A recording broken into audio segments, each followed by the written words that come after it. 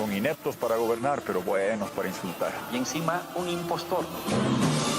Hay que votarlo del país. Yo le estoy preguntando, presidente, por lo que usted estableció su...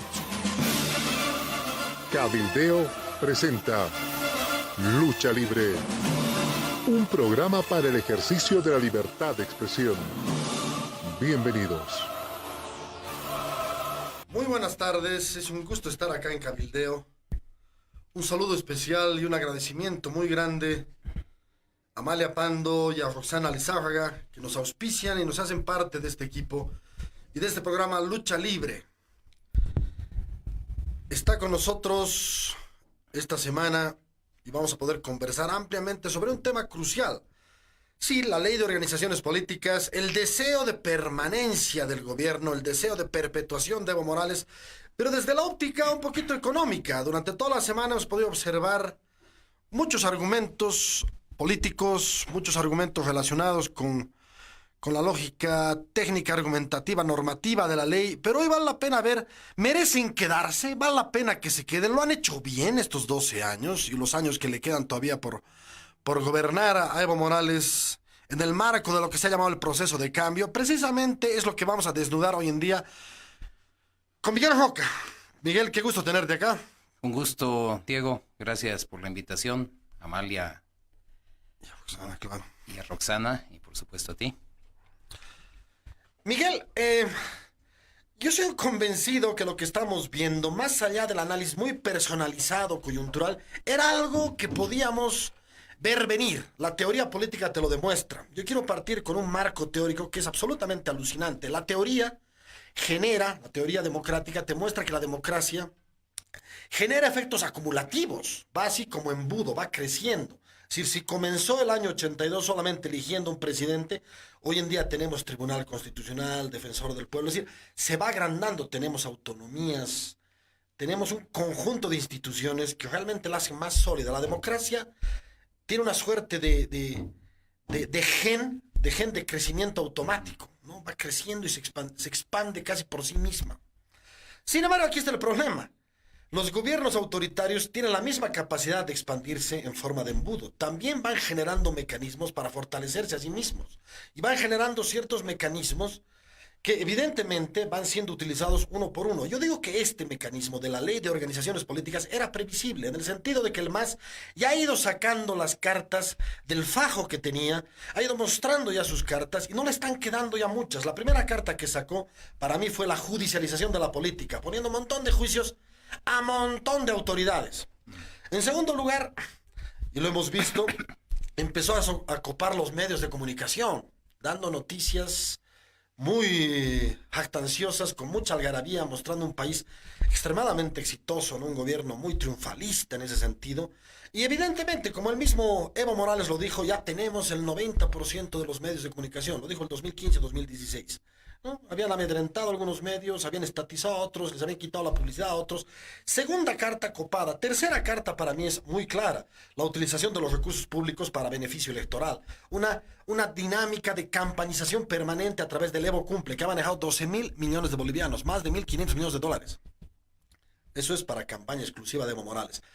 En cuarto lugar, han recurrido a los instrumentos básicamente constitucionales.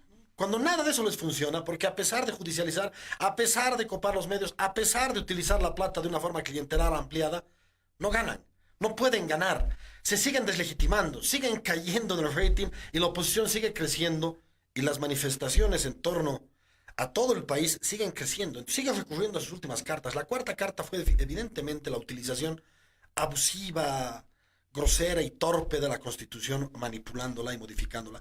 Y hay un quinto y un sexto pasos, y aquí te doy la palabra. El quinto paso es precisamente la manipulación electoral, de distintas maneras. Esta es una forma, creo yo. Simplemente teníamos que esperar qué forma iba a adoptar, pero era bastante previsible que esto iba a venir, y todavía queda mucho en lo electoral por ser tergiversado, hasta el extremo, ¿no es cierto?, de hacer fraude electoral. Y para mí hay un sexto punto, que es el más preocupante en este proceso de acumulación. Cuando todo eso falla, siempre queda recurrir a la violencia como en Nicaragua y Venezuela. Siempre queda recurrir a las Fuerzas Armadas. Estamos en ese proceso. Esto era bastante previsible. Esto es parte de de algo que no se ha dado solamente en Bolivia. Basta mirar, ¿no es cierto?, el conjunto de experiencias latinoamericanas y del mundo, hoy muy claramente presentes en Nicaragua y Venezuela, para observar que este proceso de consolidación del autoritarismo está presente. Estamos de acuerdo con este comienzo para poder entrar después a analizar si merecen quedarse. A ver, en términos generales sí, pero digamos en enfoque, bueno, aquí yo creo que está la diferencia de nuestra formación, ¿no? Tú eres un cientista político, yo tengo formación en economía y en ingeniería civil. Y quizá eso, obviamente la formación y la vivencia de cada quien, ¿no?, te cambia el enfoque de cómo ves las cosas. Lo primero, yo veo todo este proceso que dices democrático como una fuerza hidráulica, ¿no?, apelando a mi formación de ingeniero civil. Si tú represas una corriente de agua, te tienes que asegurar que esa represa sea muy, muy sólida. Sí. Porque esa fuerza es brutal, ¿no? Esa energía que va acumulando. Si la represa no es lo suficientemente sólida y comienza a agrietarse, tarde o temprano eso va a explotar. Y la fuerza hidráulica que viene después de que explote, de que ceda un dique de ese tipo, es de proporciones, pero devastadoras, ¿no? Entonces, ¿por qué comento eso? Porque también apelando un poquito ya al conocimiento que todos tenemos de la historia, esta democracia que tenemos es nueva, es de 1982, porque el voto universal viene solamente de 30 años antes de eso, del MNR. Antes del MNR, del voto universal, no se puede hablar de democracia, sin mencionar, ¿no?, nuestra triste, fatídica historia de los caudillos golpistas, ¿no? Cuando uno va a Sucre y ve los bustos de los presidentes, ¿no?, ve que han durado menos de 1 año, 2 años, ¿no? Parece una broma. Entonces, esta democracia, fíjate, es curioso, ¿no? Víctor Paz ya intentó hacer eso, ¿no? Represar esta fuerza democrática. Le birló la presidencia, sabemos, a Walter Guevara en 1960, en lo que eran acuerdos internos dentro del MNR, pese a que había voto universal, pues había un sistema de gobierno bastante autoritario, lo sabemos, ¿no? Campos de concentración, opositores perseguidos, etcétera. Y en 1960 se salió con la suya y ganó, ¿no? El gobierno se ufana entre las muchas mentiras que dice, ¿no? Dice que nunca antes en la historia se había ganado con tanto, no, pues, ¿no? Doctor Siles ganó, en el 56 ganó con 76%. En el 60 Víctor Paz le birló la presidencia a Guevara, como digo, y creo que tuvo un 78%. Y en el 64, fíjate tú, volvió a ponerle un dique a esa fuerza democrática histórica. No quiso entregar el poder, quiso prorrogarse, manipuló la Constitución a su antojo porque podía. O sea, no podía legalmente, pero tenía la fuerza fáctica para hacerlo, muy parecido ahora. Ganó esas elecciones con el 98% y 3 veces más tarde lo tumbaron, ¿no? Entonces, y fíjate, cuando hablo de que tú pones un dique, tienes que asegurarte para represar una fuerza hidráulica, igual que una fuerza histórica, que una fuerza social, me imagino, ¿no? No soy cientista social, pero es muy claro el paralelo y la analogía. Si ese dique no es lo suficientemente fuerte y cede, las consecuencias son devastadoras, como lo fue para el MNR y como lo fue para el país. ¿Y tú crees que estamos en este momento Yo creo que estamos con una represa cargada? Estamos a punto de estallar. Con una represa sobrecargada. ¿Y cómo estallan las represas? Con fisuras, con fisuras. Tiene muchas fisuras. Yo te hablaba desde el punto de vista del gobierno. ¿Cuáles son sus estrategias para seguir perpetuándose en el poder? Han utilizado todas sus cartas, les queda la carta electoral y les queda la carta militar. Yo me refería a eso. Pero me parece muy bien tu contrapunto, me parece muy bien, ¿no es cierto?, para fijar el análisis desde los dos puntos de vista. Hoy tenemos una sociedad que está por romper la represa y tenemos un gobierno que está intentando a cualquier costo detener esa represa. Pero estamos frente a una represa. ¿Estamos de acuerdo con eso? Sí. Y está muy fisurada y le está tratando de poner parchecitos. Y eso, otra vez, apelando a la ingeniería, eso no funciona. Pero lo que te quiero preguntar, y por eso tengo aquí 2 libros fantásticos para mí. Uno escrito por vos, ¿no es cierto?, que es El milagro que no fue.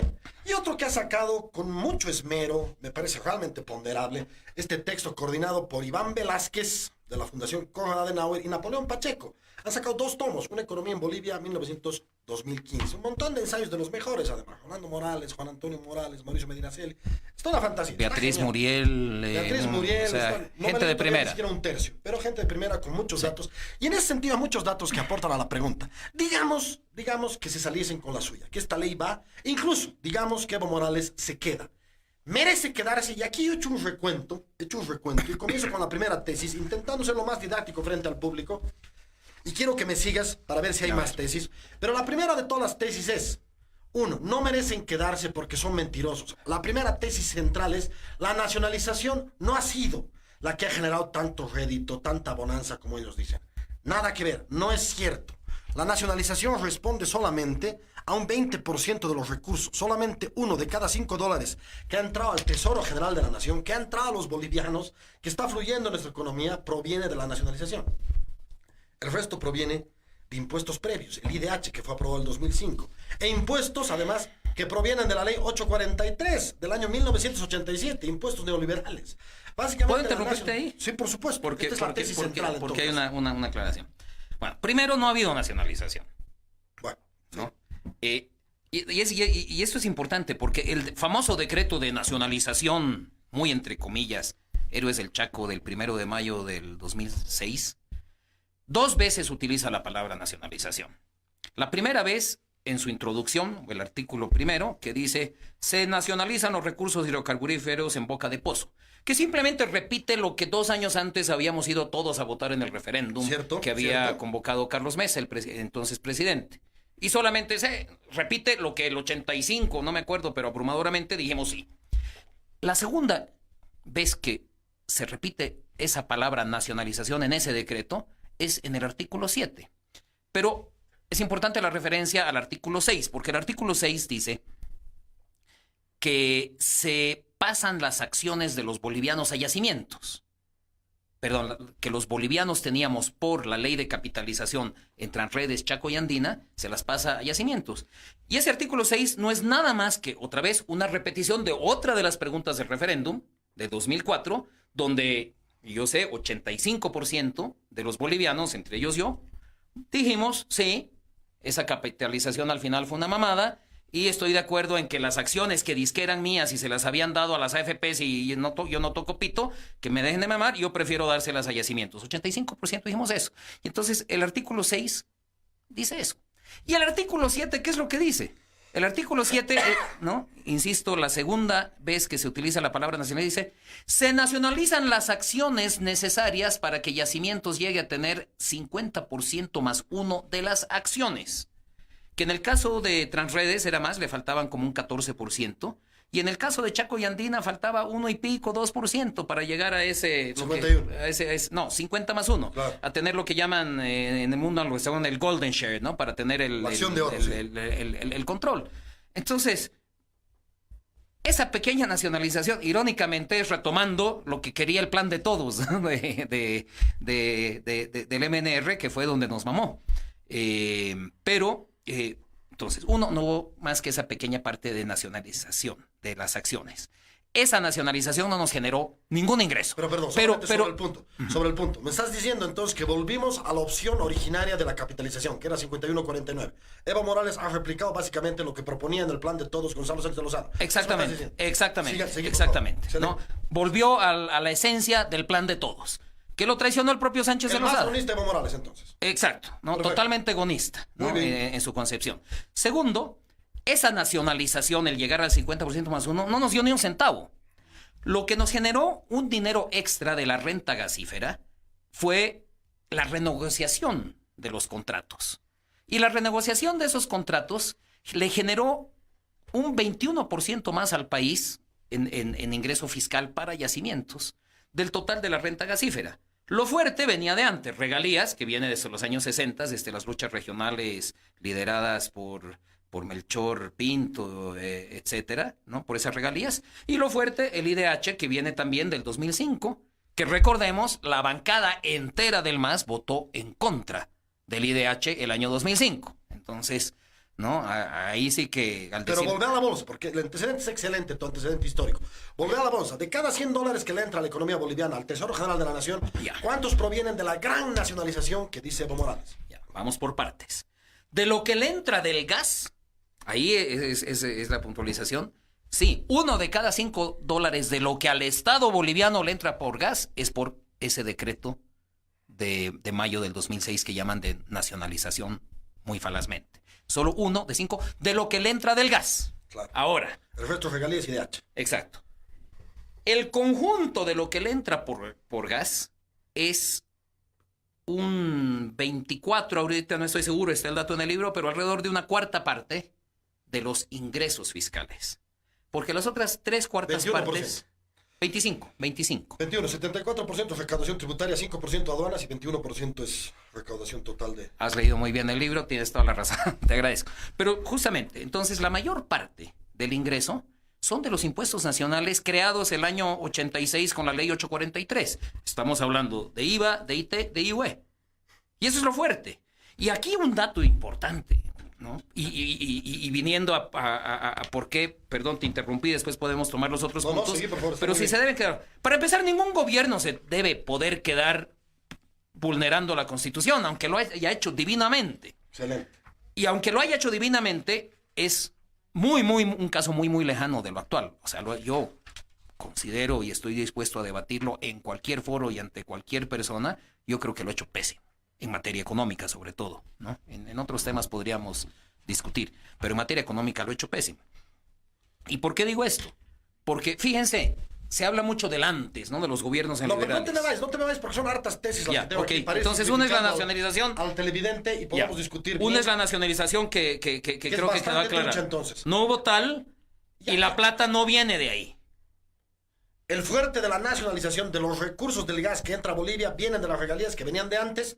Y la del ley IDH, Comis, sobre todo. y del IDH que venía en el 2005 con la ley que no quiso firmar Carlos Mesa y firmó Ormando Bacadíes y que la bancada entera del MAS rechazó como Exacto, ley. votó en contra. La ley que rechazó el MAS ha sido la que más ha beneficiado al MAS durante los siguientes 12 años de gobierno. ¿Estamos de acuerdo con eso? En ¿no es eso de cierto? acuerdo. Segunda tesis. De segunda la tesis. misma manera que la nacionalización de la Gulf de Obando, Excelente, me ¿no? encanta. Favoreció a Banzer. En eso, igualitos. Eso me vas a hablar después. Tengo aquí, porque vale la pena justamente seguir así de manera didáctica las tesis, ¿no? La segunda tesis es que el gobierno se jacta de que Bolivia sigue teniendo el mayor crecimiento de América Latina. Sin embargo, los textos que aquí leo, fundamentalmente el tuyo, claramente nos demuestra 2 o 3 cosas. La primera, que el crecimiento en América Latina ha sido en promedio en los últimos 10 años, 12 años, de 4,7, el de Bolivia 5,1. O sea que estamos básicamente dentro del promedio, un poquito más arriba. Segunda cosa, que a pesar de haber crecido tanto, no hemos crecido tanto como hemos crecido, como dice Rolando Morales, del 60 al 78, que crecimos al 5,7% en promedio. Es decir, 6 puntos más que en este periodo de bonanza tan extraordinario. Crecimos en las épocas de dictaduras. Segundo punto. Tercer punto que me interesa decir es que en general, si bien hemos crecido mucho en términos de numéricos, en términos del PIB, hemos crecido solamente un 19% acumulativo por año versus 51%, por ejemplo, Perú. Si el crecimiento es mucho mayor entonces en otros países de América Latina per cápita, hablando per cápita. En resumidas cuentas, hemos crecido casi igual que América Latina, ¿no es cierto? Hemos crecido menos que en otros periodos históricos, incluso dictatoriales de Bolivia, y en términos per cápita no hemos crecido tanto en relación a otros países. ¿Estamos de acuerdo con esto? Sí, con una puntualización, ¿no? Al gobierno le gusta tomar la foto en el ángulo y del pedacito agarrando los anchos que le conviene. donde se ve bien, ¿no? Porque si tú ves, o sea, mira cómo ha crecido la región del 2006 al 2017. El que ha tenido mayor crecimiento es Perú. Sí.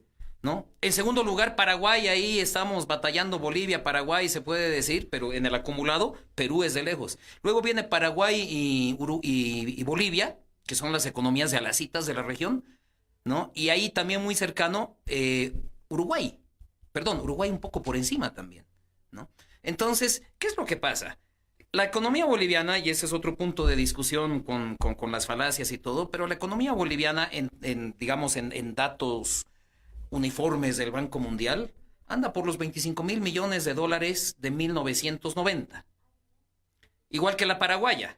Entonces, si sacamos la foto, ¿no? Una foto en una escala a 50 mil millones, en esa foto solamente aparecen Uruguay, Paraguay y Bolivia.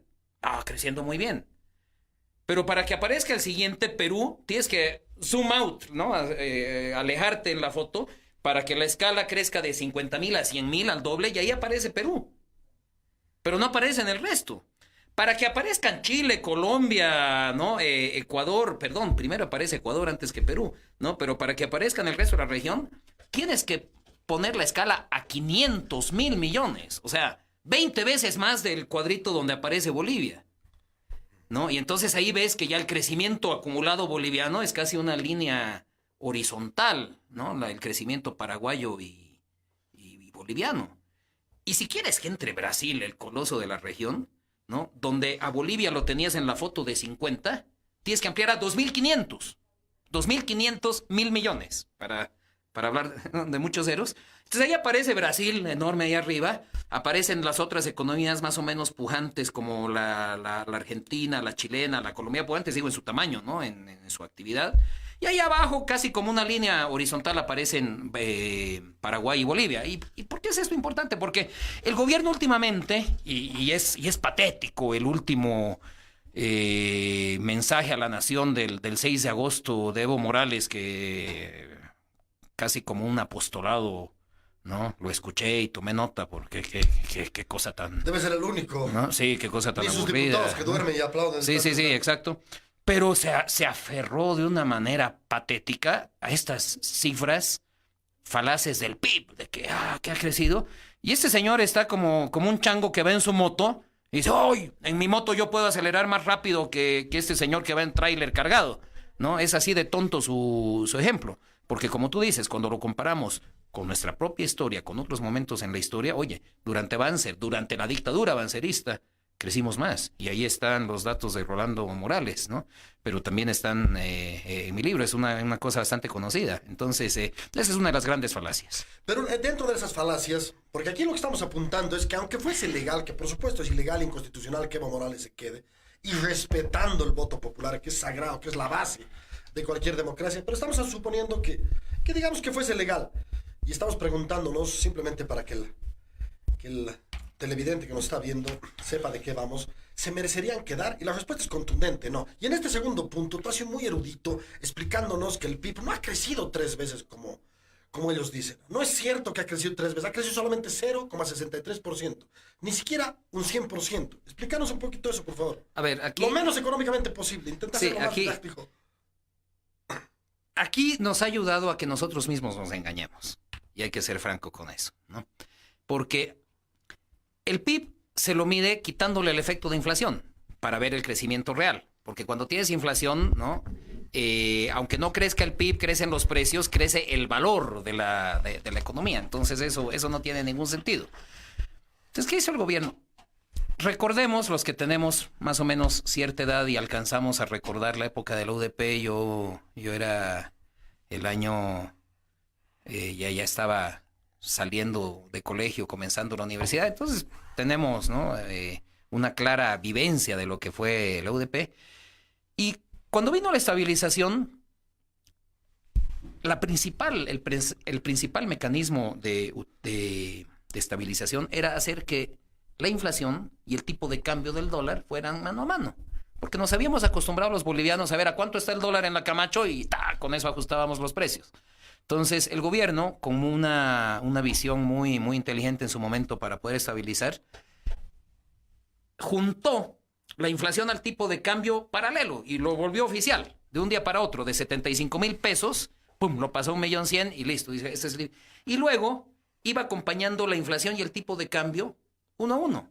Tan eso es así que estamos acostumbrados hasta ahora de que cualquier transacción grande ya no lo hacemos en bolivianos, por muy bolivianizada que esté la economía. Siempre desde esa época la hacemos en dólares, como vender o comprar una casa, un auto. O también una transacción a largo plazo, ¿no? Como un alquiler, lo fijamos, mira, $1,000 al mes o $500 al mes, ¿no? Inclusive cosas que no son tan grandes, pero en el plazo. ¿Por qué? Porque pensamos que eso nos da mantenimiento de valor, y eso ya es un resabio que no es cierto. Porque fue cierto durante 20 y tantos años, y por eso nos acostumbramos a tomarlo como una Pero es tan cierto en nuestras mentes que hasta el presidente ha dolarizado su propia economía. Sus ahorros están en dólares. Claro, no más de la mitad de su cuenta está en dólares, ¿no? Entonces eso también, en paréntesis, eso de haber bolivianizado la economía, es porque si le pones pues impuestos a ahorrar en dólares y no le pones impuestos a bolivianos, entonces sí hay una cierta, bueno, el presidente no le tiene confianza. Pero a no eso. se me vaya, no se me vaya. Sí, ya no nos vayamos, el PIB. ¿no? Entonces, ¿qué es lo que dice? Cuando tú mides el PIB con inflación y encima lo pasas a un dólar que está artificialmente bajo. El dólar, todos los economistas, todos los expertos dicen que debería estar por 9 o 10, ¿no? Y está en menos de 7. Entonces lo divides por un número más chico, te da pues más grande. Entonces, por un lado, el gobierno ha inflado el PIB con la inflación, perdón la redundancia. Lo ha agrandado con la inflación y luego lo ha vuelto a agrandar por abajo, si se quiere, ¿no? Dividiéndolo por un tipo de cambio sobreapreciado o subvaluado, como quiera vérselo, básicamente por dividir por 7 en vez de dividir por 10. Entonces, si tú tienes 100 y divides por 10, te queda 10. Si tú tienes 100 y divides por 7, te queda, no sé, 114. Se agranda, ¿no ve? Entonces, ha sido doble mamada. Y como los bolivianos estamos acostumbrados a que si lo expresamos en dólares tiene mantenimiento de valor, le has quitado la inflación, no lo tragamos. No los hemos tragado. Y no los hemos tragado, yo confieso, no los tragamos hasta que la aritmética, si el gobierno dice que ha crecido en promedio 5%. Me acuerdo, esto discutimos mucho, ¿no? Y por 10 años eso te da 50%, pues no te da 200% que implica triplicar, ¿no? Pero está clarísimo. Pero fíjate, ya estamos en un segundo mito y mentira. El primero, la nacionalización no ha sido grandiosa, como ellos dicen. Repercute solamente en una quinta parte. Y no ha habido nacionalización, comencemos no por ahí. Pero bueno. Segundo punto, el crecimiento económico, si bien es grande, no es más que, podríamos decir, similar al resto de América Latina y en todo caso menor a otros periodos históricos, por ejemplo el de Banzer o en general de las dictaduras del 60 al 78. Entonces, segundo mito, ni la nacionalización es tan grande ni el crecimiento es tan magnánimo como dicen. Y el PIB, ¿no es cierto? O este análisis tan falseado del PIB lo ratifica. Ya vamos por un segundo punto. Quiero ir al tercero que me parece fundamental para que nos entienda la gente.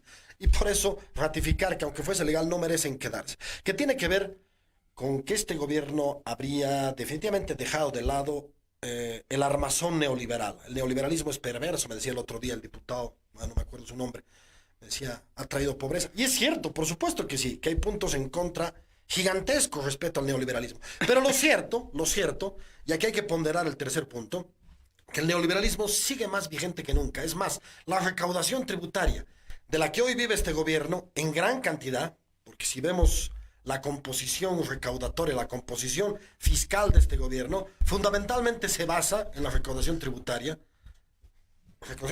los impuestos, IVA, todo lo que pagamos todos los bolivianos, fundamentalmente se basa en eso, y en la recaudación aduanera, en un 5%. No, muy pequeñamente la aduanera. Bueno, pequeñamente, pero lo marginal. cierto es que se basa en una ley aprobada en 1987, aprobada en el apogeo de lo que fue el decreto 21060.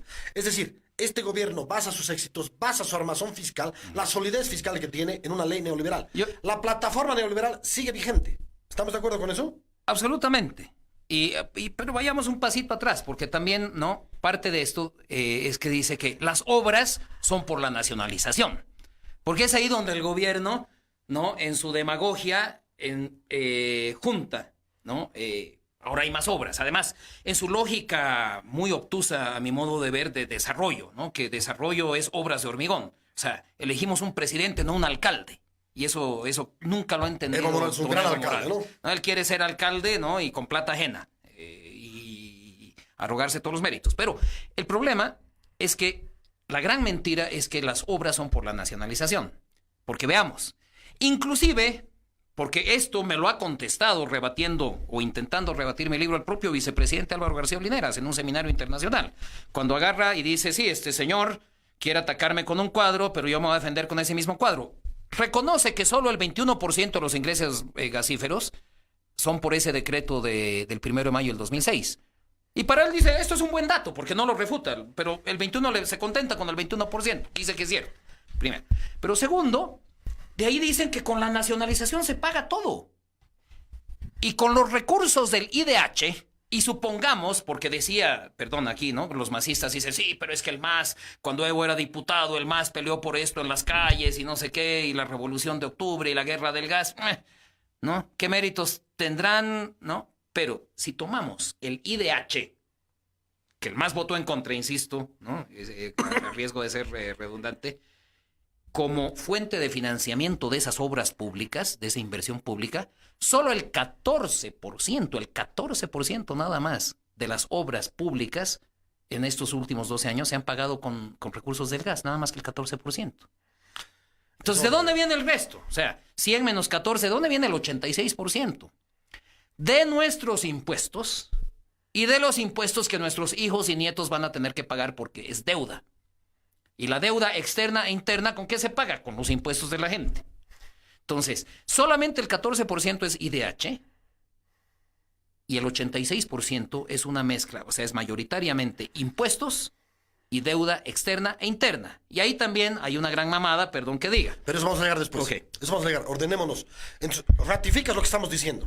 Este gobierno está viviendo, como tiene que ser además en cualquier democracia, simplemente que ese discurso de la refundación nacional, de la reconstitución de la patria como Estado plurinacional, es más discurso. En general, cualquier gobierno aquí, en la China o en Indonesia, va construyendo su armazón institucional en función a lo que le han legado.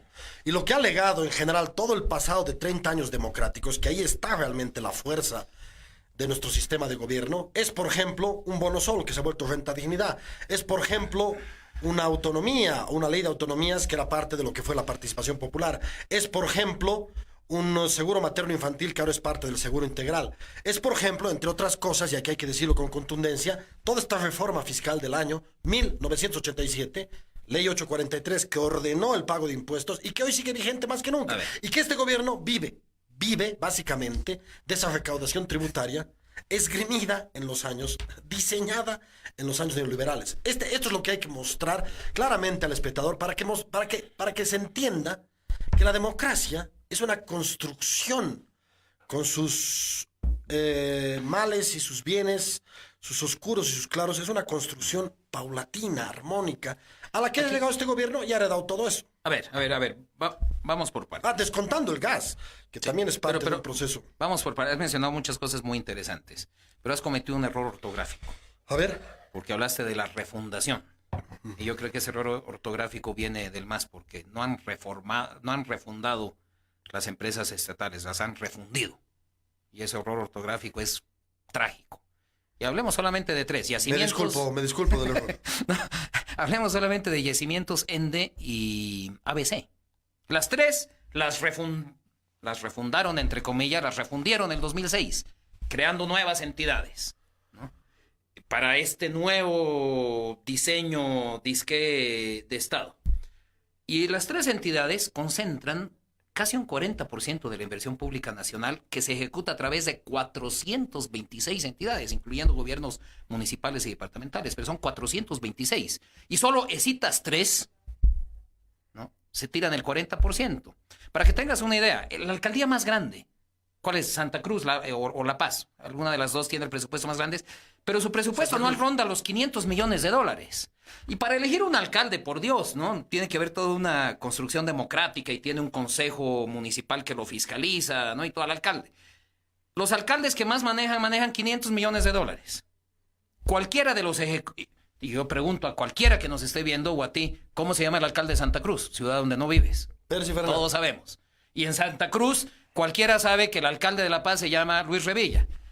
¿Cómo se llama? Bueno, en Santa Cruz Angélica Sosa, en realidad. Bueno, inclusive, ¿no?, aunque no sea nuestra ciudad, ¿no?, sabemos más de lo que ha pasado y de tema por el manejo de esos 500 millones. ¿Cómo se llama el presidente de ABC? Iván. Maneja 6 veces más que Percy Fernández de fondos públicos. Y no tienes idea. Un tipo tan bien informado como vos. Y no es tu culpa. Nadie lo ha elegido. Porque nadie lo ha elegido. Lo han nombrado a dedazo y además, en esa refundación, ¿no?, la han convertido en refundición porque han violado su propia ley. Porque esa refundación dice que al presidente lo van a elegir a partir de 2/3 partes, ¿no?, de una terna con la aprobación de 2/3 de la Cámara de Diputados. Y tienen los 2/3 en la Cámara de Diputados. ¿Por qué no y siguen nombrando estos 3 tribilines a dedo. ¿Por qué no lo hacen? Porque esto ya es una conjetura mía. Lo que les estoy diciendo hasta ahorita son datos factuales. Eso ya es mi conjetura. ¿Por qué no lo hacen? Si la ley lo dice y tienen los 2/3, porque quieren que le responda al jefazo, al que lo nombra con el dedo, que no necesariamente será el número 1, ¿no? En esos juegos de poder perversos que hay dentro del MAS, ¿no? Dentro del gobierno, alguien lo nombra y a ese responde.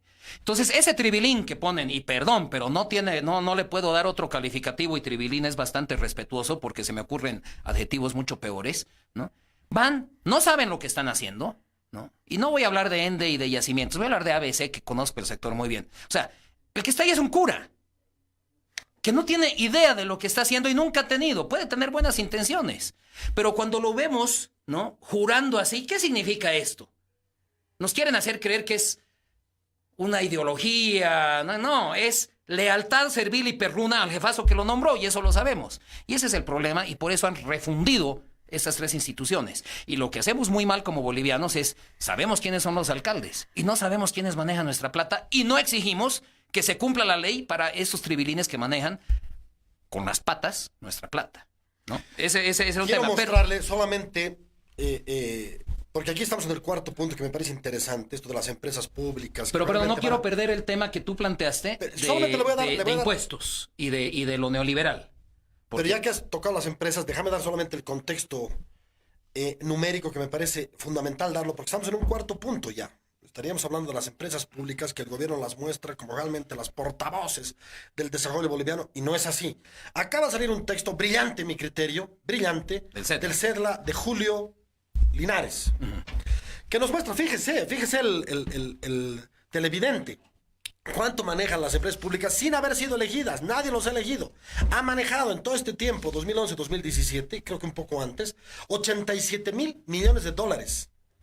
El gobierno a través de las empresas públicas. 1/3 de la inversión pública se va a las empresas públicas. Eso sumado, en acumulado son 87,000 millones de dólares. De bolivianos, puede ser.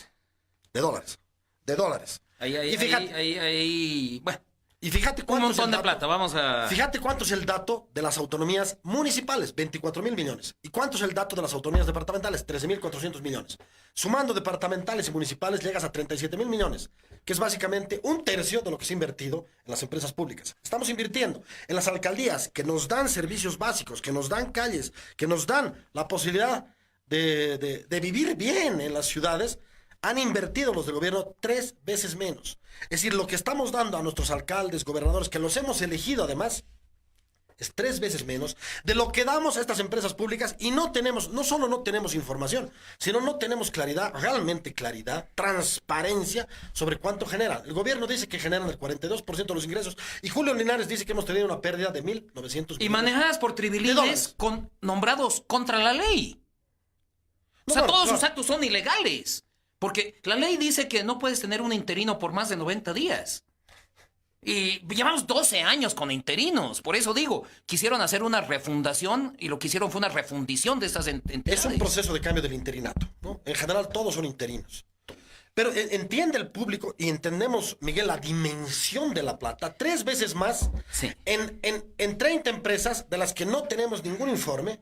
No hay transparencia, no hay auditorías, no sabemos realmente cómo han funcionado. Tenemos que creerle al gobierno, tenemos que creer, bueno, sí, nos ha dado auditoría.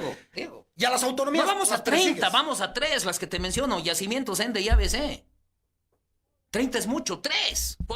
Concentrémonos en 3. En 3 se tiran el 40% de esa plata. Y perdón, cuando digo se lo tiran, ¿no? Me refiero a entre despilfarro y corrupción, ¿no?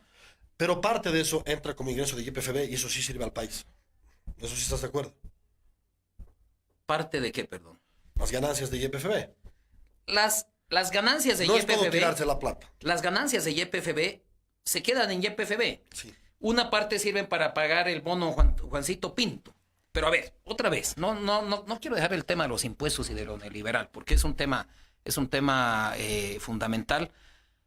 Porque sí, es cierto, este gobierno vive de los impuestos creados en 1986-87, la ley 843 y la ley 1606, que instituyó el IVE, el impuesto a las utilidades de las empresas, que es de 1996, porque recordemos, antes había el IRPE, ¿no? Que era un impuesto. Pero en fin, el tema es que hablan tanto este gobierno de el antes y el ahora. Y hay un tema, o sea, los números, cuando hablamos de miles de billones, nos da lo mismo escuchar 1,000 que 100,000, que 10,000, que 10,000 millones. No, ya los números, los ceros se acumulan. Por eso me gusta quedarme con las ideas fuertes. Entonces, tomemos esto. En promedio, estoy hablando de números redondos, ¿no? Pero más o menos 5% ¿no? Me imagino, de lo real.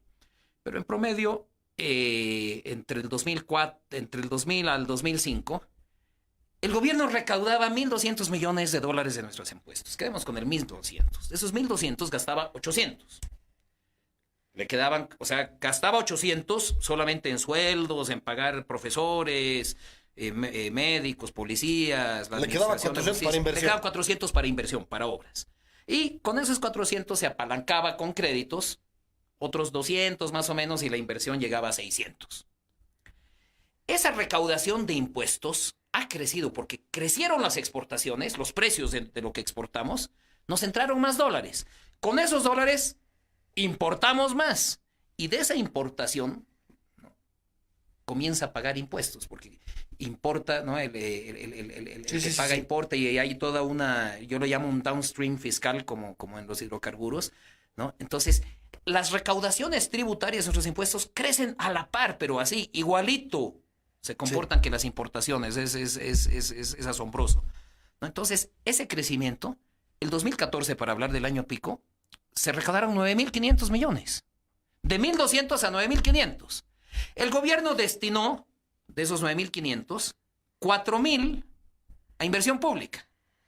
Entonces, 9,500 menos 4,000 son 5,500. La inversión pública se prestó, ya pues se podía apalancar mucho más. En vez de prestarse 200 como antes, se presta 800 o 1,000. Entonces subió 4,000 a 5,000 la inversión pública. Pero el hecho es que se tira 4,500 millones de dólares en gasto corriente versus los 800 que era antes. Y entonces la pregunta, ok, si antes vivíamos con 800 y ahora vivimos con 4,500, casi 5,000, ¿le han triplicado, cuatruplicado el sueldo a los profesores? ¿No? Hay muchos más profesores, o sea, ha mejorado la educación, ha mejorado la salud, ha mejorado la administración de la justicia porque hay infraestructura y jueces bien pagados. ¿Ha mejorado algo de lo que ese gobierno antes hacía con 800 y ahora hace con 4,500, o hemos ido para atrás? Yo creo que es más lo segundo. Y déjame fortalecer lo que dices. En perspectiva numérica, porque es un quinto punto fundamental, en perspectiva numérica, no estás hablando tú de un año, pero en el conjunto de dineros que ha manejado el gobierno, que está también en tu texto y de manera muy clara, hemos tenido básicamente 55,000 millones de dólares fluyendo en la economía. Pero quiero que me entienda para que no se pierdan los ceros el televidente. De esos 55,000 millones, hay que sumarle además 15,000 millones que nos hemos prestado donaciones y recursos propios. Digamos 70,000 millones hemos llegado a tener en estos 12 años. 70,000 millones.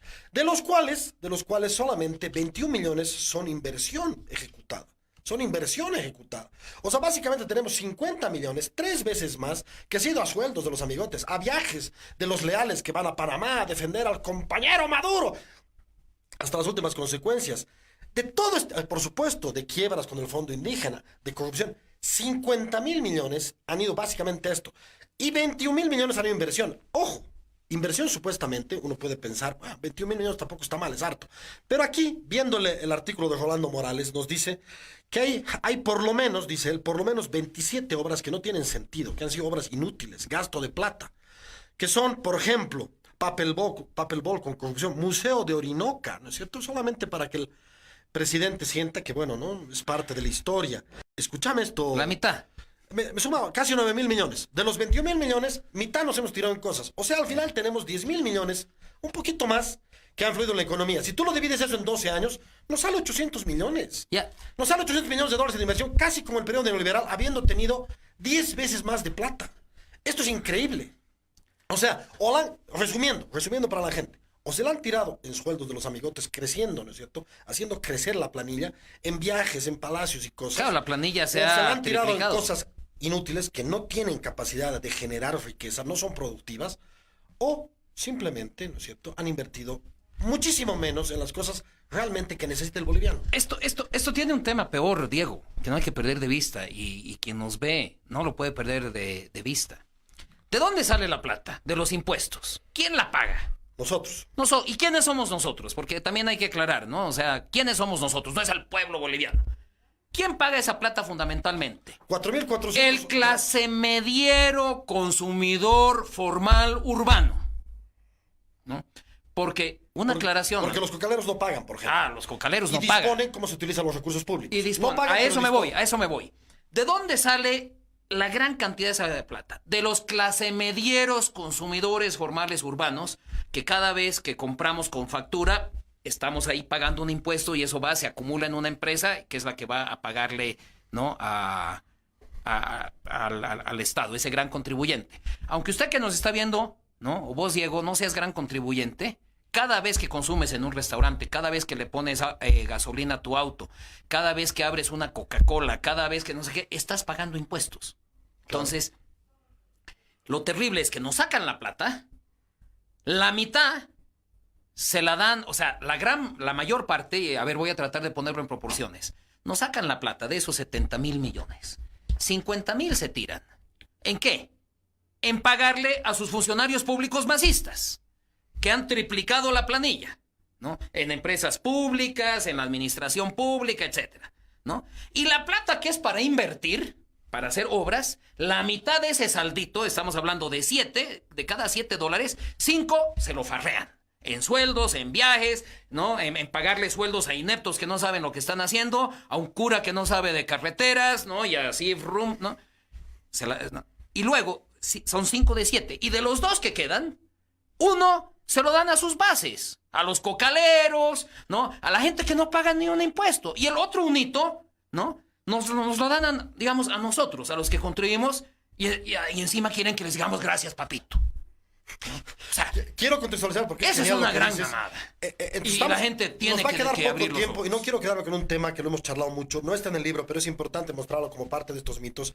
Hasta aquí, básicamente, tenemos claro que no merecen quedarse porque la nacionalización no contribuye mucho, ni fue nacionalización, y es una gran mentira mediática. Segundo, el crecimiento fue relativamente igual que el resto de los países de América Latina y en general fue menor que en otros periodos. Tercero, el neoliberalismo sigue vigente, las estructuras frontales centrales del neoliberalismo le están dando más de comer a este gobierno a través de la recaudación tributaria. Cuarto, las empresas públicas no han sido la gallina de los huevos de oro, sino nos están generando déficit. Y quinto, sí quiero llegar a esto, que es parte de lo que estamos diciendo, es porque de esto se jacta el gobierno, han reducido la pobreza tanto como dicen, y aquí la tesis tiene 3 patas. Es una tesis tuya y es una reflexión que me parece absolutamente necesaria de ser puesta en consideración. Primero, que la pobreza no ha disminuido tanto en función a la plata que hemos tenido y en relación a otros periodos, no. Segundo, que en general en América Latina la reducción de la pobreza ha sido similar. Y tercero, La boliviana por debajo del promedio. sí. Y tercero, la más importante, con la cantidad de dinero que hemos tenido, no deberían jactarse de lo que han bajado 15 o 20 puntos. Deberían avergonzarse de no haber bajado a 0. Porque con tanta plata que hemos tenido, esto se pudo bajar, si no a 0, a un 5, 6 puntos. Y no todavía la pobreza que tenemos. Hoy tenemos todavía 4 millones de bolivianos de los 10 que somos en situación de pobreza, Miguel. Tú lo que estás diciendo y aseveras esto, es que podríamos haber bajado de esos 4 millones a máximo 50,000, 100,000 o 500,000. ¿Es cierto esto con la cantidad de plata que hemos tenido? Es un estudio que estoy haciendo, porque justamente algo que no he logrado encontrar, he visto declaraciones de autoridades que se han sacado a 3 millones de personas de la pobreza. Ya. Y busco. Que los repite el presidente y el vicepresidente. Claro, lo repite el presidente, el vicepresidente, lo repiten los periodistas, lo repiten medios internacionales, lo repiten organismos internacionales, y entonces yo digo, ¡wow! ¡Qué maravilla! ¿Dónde está el estudio? No hay. O si hay, lo tienen bien guardadito porque no lo he podido Pero encontrar. aclarar eso para la gente, el estudio que reafirme que 3 millones de personas han salido de la Claro, pobreza. un estudio que te diga, ¿no? El único estudio que había es del PNUD que nos decía que 600,000 personas habían salido de la pobreza. Es un estudio del 2012.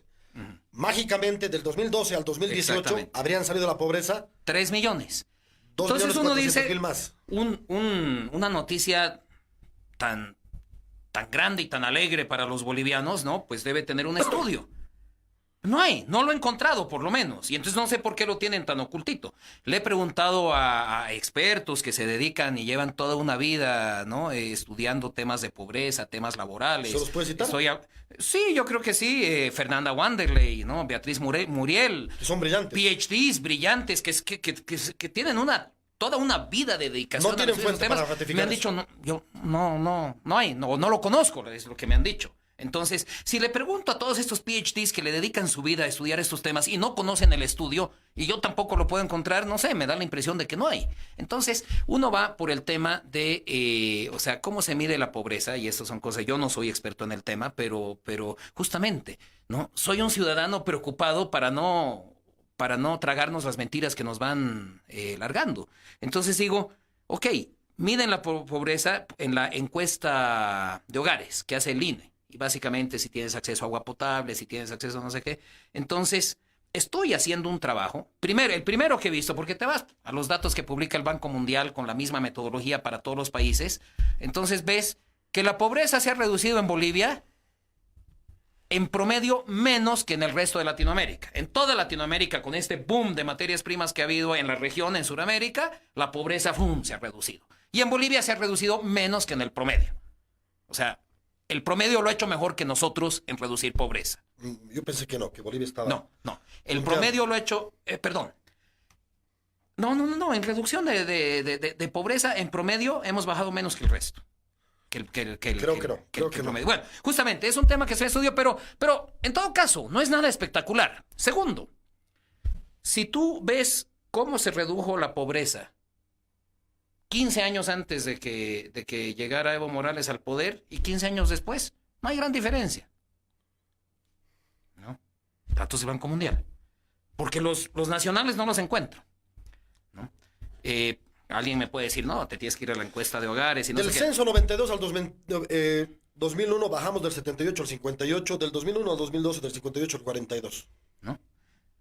Pero el tema es que con tanta plata, ya Gonzalo Chávez, gran economista, nos ha dicho muchas veces que esos 70 mil millones equivalen a medio plan Marshall.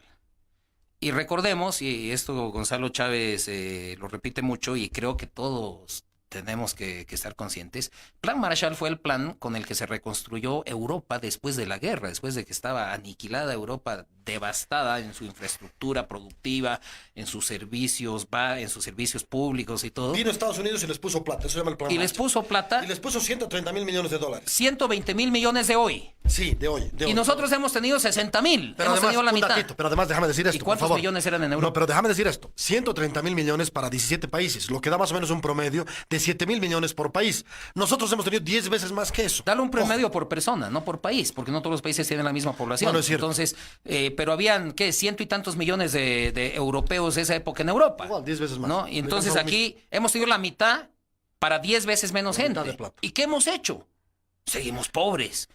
Y seguimos con índices muy por debajo del promedio latinoamericano y muy a la cola de todos nuestros En vecinos. los rankings de universidades no llegamos ni siquiera no estamos entre las 3.000 primeras. En educación no podemos competir en exámenes internacionales como el PISA. En salud tenemos la inversión... En el PISA, per cápita. perdón. No solamente no podemos competir. El último de la escala PISA es República Dominicana. Nuestro mejor municipio, en esa escala que ni siquiera accedemos, pero sí es una prueba piloto, el municipio de La Paz.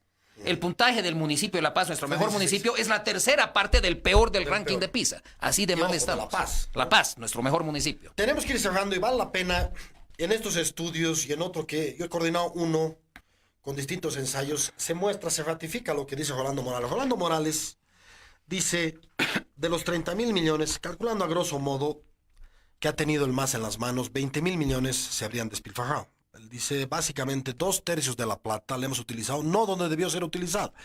Este dato ya lo mostraba Mario Galindo. Ojo, estamos hablando de profesionales en ciencia económica, son doctores en ciencia económica. No estamos hablando de opositores recalcitrantes. Es más, Rolando Morales era superintendente de empresas de este gobierno. ¿No? Mario Galindo, ¿qué nos dice? Nos dice básicamente lo mismo. Manejó hasta el 2015, diciembre. Nos decía que de 27 mil millones que manejó el gobierno, 18 mil millones fueron a parar a proyectos que los llama él de presidencialismo imperial, de hiperpresidencialismo. ¿No? Es decir, 18 mil millones, 2/3 para que el presidente diga, aquí quiero esto, aquí quiero esto. Caja chica para Evo Morales. Sí. Frente Para su a un propaganda tercio electoral para todo el que país. lleva 12 años. Correcto.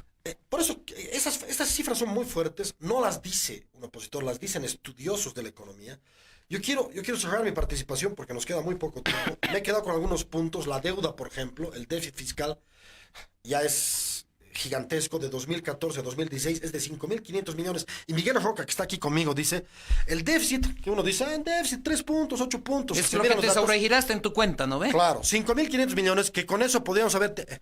Esos 5.500 equivalen a más plata de las 88 carreteras que dice Evo Morales que ha hecho, ¿no? Equivalen a más plata. O sea, el déficit que tenemos hoy en día los bolivianos, ¿no? La plata que nos falta equivale, es más grande en monto De que todo todas lo las que han carreteras invertido en que son- carreteras, correcto. Ese dato es fantástico que nos da, ¿no? Porque nos permite entender que no, uno ve, déficit fiscal, 6 puntos. ¿Qué es eso? Viéndolo en dimensión, significa un costo mayor a 88 carreteras. Es decir, señores, seamos enfáticos, aunque constitucionalmente podrían quedarse, que no se queden, por favor. Son malos. No, yo son lo pongo chambones, de otra manera. Son ineficientes. Yo lo pongo de otra manera, ¿no? Quizá lo veo muy fiscalista. Se agarra nuestra plata. Nos siguen esquilmando y nos están apretando clavijas por todo lado, por eso se están quejando gremialistas, transportistas, profesionales, independientes, cardineros. Nos están esquilmando la plata y se le están tirando como vemos que se le están tirando. Y encima no quieren entregar el poder como la ley manda porque no quieren rendir cuentas. Claro. O sea, es un tema de seguir agarrándose nuestra plata, no querer rendir cuentas y seguir en la misma mamada. Así es. O sea, ¿no? Y esto es un tema ya que afecta al ciudadano. Nos sacan plata de nuestro bolsillo para agarrársela ellos, para además atacarnos con esa plata, para dársela a sus bases que no pagan ni un peso, para que nos ataquen con esa plata. Dicen que se tienen que quedar en el poder porque no sé qué se inventan, ¿no? Violando la Constitución, las leyes y todo para no rendir cuentas. Y aquí se trata de que se siguen agarrando nuestra plata y no quieren rendir cuentas y quieren seguir haciéndolo. Eso es lo increíble y eso es lo que no podemos permitir. Bueno, hemos llegado al final. Ha sido muy agradable la conversación. Hemos podido desnudar algunos datos más allá de prejuicios, más allá de algunas acusaciones sueltas y ligeras que se puede hacer. Nos hemos basado en datos, en estudios serios, en fuentes además, todas ellas provenientes del gobierno. Definitivamente, nuestra conclusión es muy simple, al menos la mía. No solo constitucionalmente no están habilitados para participar, sino que en términos de gestión, de capacidad, no están habilitados para gobernar. Se necesita un cambio ya, se necesita un cambio inminente. Muchísimas gracias, Miguel, ha sido un placer conversar contigo y poder estar acá en el programa de Amalia y Roxana. Muchísimas gracias. A ti las gracias, Diego. Cabildeo presentó un programa de opinión que se transmite de lunes a viernes. Gracias por su sintonía.